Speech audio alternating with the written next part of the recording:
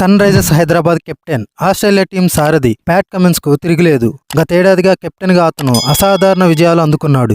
Australia captain గా ఇప్పటికే world test championship title తో పాటు వన్డే వరల్డ్ కప్ గెలిచిన కమిన్స్ యాషెస్ లోను తమ జట్టును విజేతగా నిలిపాడు. కెప్టెన్సీతో పాటు బౌలర్ గా, లోయర్ ఆర్డర్ బ్యాటర్ గా వ్యక్తిగత ప్రదర్శనతో దుమ్ము రేపాడు. దాంతో అతడికి ICC cricketer of the year award కూడా లభించింది.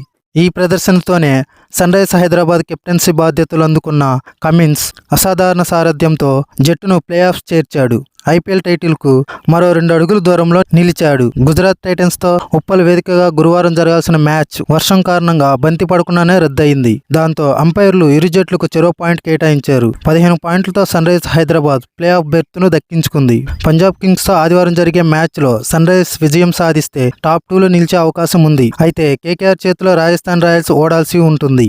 ఒకవేళ పంజాబ్ చేతిలో సన్ రైజర్స్ హైదరాబాద్ ఓడినా ప్లే ఆఫ్ బెర్త్ కు వచ్చిన సమస్య లేదు. సాయంత్రం నుంచే కురిసిన భారీ వర్షంతో ఉప్పల్ మైదానం మొత్తం చిత్తడిగా మారింది. మైదానాన్ని కవర్లతో కప్పి ఉంచిన భారీ స్థాయిలో వర్షపు నీరు చేరింది. వరుణుడు కాస్త శాంతించడంతో కవర్లను తీసేసి మైదానం సిబ్బంది గ్రౌండ్ ను సిద్ధం చేసేందుకు తెగ కష్టపడ్డారు. వర్షపు నీరును పూర్తిగా తొలగించి చిత్తడిగా మారిన అవుట్ ఫీల్డ్ ను ఆరబెట్టారు. మైదానాన్ని ఆటకు సిద్ధం చేసేందుకు దాదాపు 100 మంది సిబ్బంది శ్రమించారు. కవర్లు పూర్తిగా తీసేసి ఆటను ప్రారంభిద్దామనుకునే సమయానికి మళ్లీ వర్షం రావడంతో పరిస్థితి మళ్లీ మొదటికి వచ్చింది. ఎడతెరిపి లేకుండా వర్షం పడడంతో మ్యాచ్ ను రద్దు చేయాల్సి వచ్చింది. ఈ మ్యాచ్ కు భారీ స్థాయిలో హాజరైన అభిమానులు వర్షం కారణంగా ఇబ్బంది పడ్డారు.